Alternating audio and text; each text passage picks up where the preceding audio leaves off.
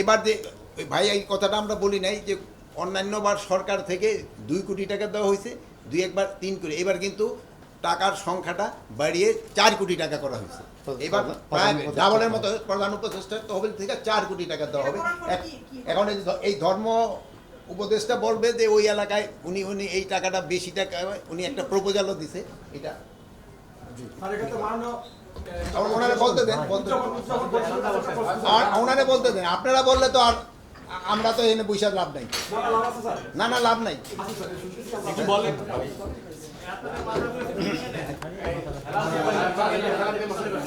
ধন্যবাদ সবাইকে। আজকে আমরা শারদীয় দুর্গাপূজা 2024 উদযাপন উপলক্ষে স্বরাষ্ট্র মন্ত্রণালয়ের মাননীয় উপদেষ্টার সভাপতিত্বে আমরা মিটিং করেছি। খুব গুরুত্বপূর্ণ আমরা সিদ্ধান্ত নিয়েছি যাতে ধর্মীয় ভাব গাম্ভীর্যের সাথে সনাতন ধর্মের ভাই ও বোনেরা তাদের এই পূজা উদযাপন করতে পারেন। আকাশে হেলিকপ্টার থাকবে এবং দশমীর দিন ডুবুরি থাকবে। আমরা এভাবে সিদ্ধান্ত নিয়েছি এবং মাদ্রাসার ছাত্ররা আমাকে বলেছেন যে পূজা কমিটি যদি চান তারা স্বেচ্ছাসেবক হিসেবে তারা কাজ করতে সম্মত আছেন। আমাদের স্বরাষ্ট্র উপদেষ্টা মহোদয় বলেছেন আগে আমরা ধর্ম মন্ত্রণালয় একটা সামারি দিতাম প্রধান উপদেষ্টার কাছে বা প্রধানমন্ত্রীর কাছে, ওখানে 2 কোটি, মাঝে মধ্যে দেখেছি 3 কোটিও আছে। এবারেই 4 কোটি টাকা বরাদ্দ দিয়েছেন আমাদের চিফ অ্যাডভাইজার মহোদয়। আমরা একটু তালিকা করে অসচ্ছল মন্দিরগুলোকে আমরা এই 4 কোটি টাকা জেলা প্রশাসকদের মাধ্যমে এগুলো আমরা বিতরণ করব।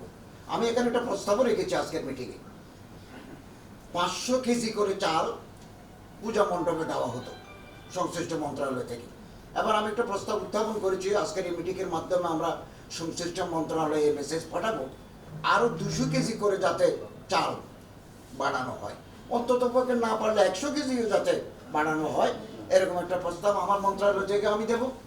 আর স্যার যদি সম্মত হন তাহলে আজকের মিডিয়াটা রেজুলেশন ওখানে দেওয়া যেতে পারে। এতে করে একটা উৎসবমুখর পরিবেশ উইথ রিলিজিয়াস ফারবার অ্যান্ড জেল সনাতন ধর্মের ভাই ও বোনেরা তাদের এই শারদীয় দুর্গোৎসব পালন করতে পারবে। আপনারা জানেন আমি 2 দিন আগে রাজশাহী সফর করে এসেছি। শ্রী শ্রী গৌরাঙ্গদেব ঠাকুরের মন্দিরে আমি গেছি, ওখানে একটা অনুদান দিয়েছে। ওখানে 8 লক্ষ মানুষ পুণ্যার্থী দেশের বাইরে থেকেও আছে, দেশের ভিতরেও আসেন থাকেন। ওনাদের ওই একটু প্রবলেম হয় মেয়েদের ওয়াশরুম নিয়ে, এটার জন্য অস্থায়ী সেট করার জন্য মন্ত্রণালয় থেকে আমি একটা অনুদানও দিয়েছি, সামনে আরও দেব। এবং দুর্গা মন্দিরেও গেছি, এসকনের ওখানেও গেছি, ব্রহ্মচারী মহোদয় সাথে ছিলেন। তো আমরা আপনাদের মাধ্যমে দেশবাসীকে আশ্বস্ত করতে চাই, কোনো দুষ্কৃতকারী, কোনো ক্রিমিনাল এখানে যদি পূজা কার্যক্রমে উৎসবে কোনো ধরনের বাধা সৃষ্টি করে তাহলে আমরা আমাদের এই গভর্নমেন্ট অন্তর্বর্তীকালীন সরকার তাদেরকে কঠোর হস্তে দমন করবে। এবং আমি আরও প্রস্তাব রেখেছি যে এতদিন যে বিচার হয় নাই এটা তদন্ত করে কোন কোন মামলার স্পেসিফিক মামলা আছে আমাদের জানালে আমরা একটু মনিটর করব। আমরা চাচ্ছি যে বৈষম্যহীন একটা সমাজ প্রতিষ্ঠিত হোক, প্রত্যেকে তার নাগরিক অধিকার, ধর্মীয় অধিকার তাতে পালন করুক, এটা আমরা চাই। এবং আমরা ধর্ম মন্ত্রণালয়ের উদ্যোগে একটা পূজার মিটিং করব।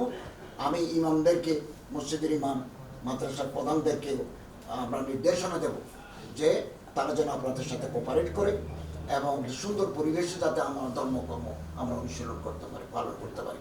ধন্যবাদ। আপনি বলছিলেন যে আগে যে হামলা